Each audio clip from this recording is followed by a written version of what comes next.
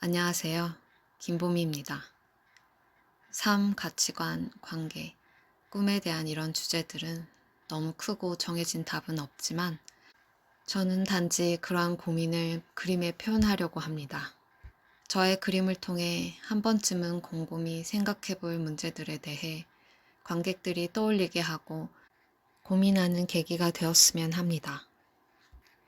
그래서 제 그림은 은유적인 질문이길 바랍니다. 제 그림은 빛에 의해 다양한 톤으로 표현되기도 하고 서로의 색이 영향을 줍니다. 이 방식은 유화를 나이프로 두껍게 올리는 것에서 시작되어 물감을 아크릴로 대체하면서 발전했습니다. 옥파나 같은 질감은 나이프로 모델링 페이스트를 얹고 말리고 다시 그 위에 색을 얹는 방식으로 만듭니다.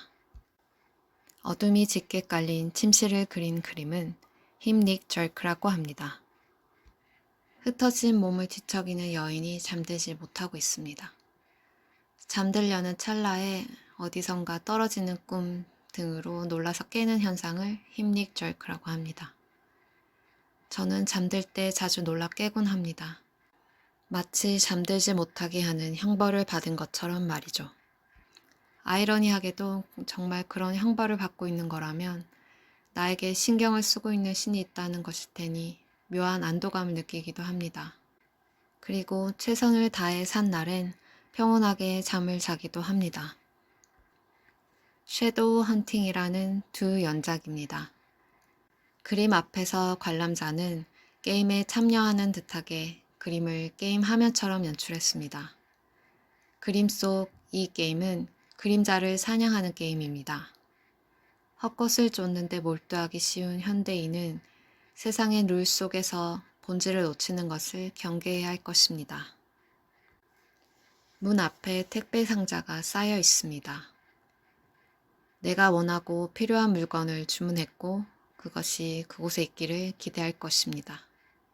이것은 어린 왕자에 나오는 양이 든 상자에서 모티브를 얻었습니다.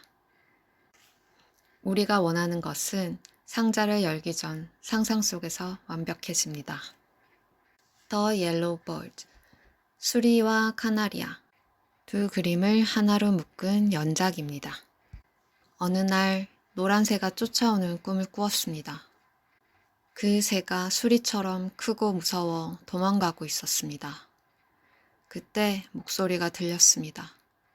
두려울수록 차분히 그것을 들여다보라.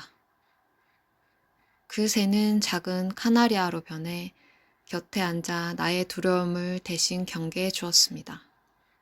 카나리아는 광산에서 위험한 가스를 감지하고 광부들에게 경고를 하는 새였습니다. 십장생이라는 그림입니다. 우리는 짧기도 하고 길기도 한 인생을 살고 있습니다. 그러다 내 안에 욕심이 차오를 때면 벅차고 힘들고 아등바등하고 있다는 느낌을 받을 때가 있습니다. 그럴 때 산을 오르거나 물을 보면서 무라일체의 마음으로 평화를 찾고자 노력합니다. 십장생은 삶을 빗대어 놓은 10가지로 동물, 식물 뿐만 아니라 해와 달, 구름, 바위와 물이 있다는 것이 흥미롭습니다. 민들레의 뿌리. 흔한 잡초 중에서도 흔치 않게 사랑받는 민들레는 저에게 특별합니다. 몸이 약한 저를 위해 부모님이 오랫동안 즙을 내어 마시게 했습니다.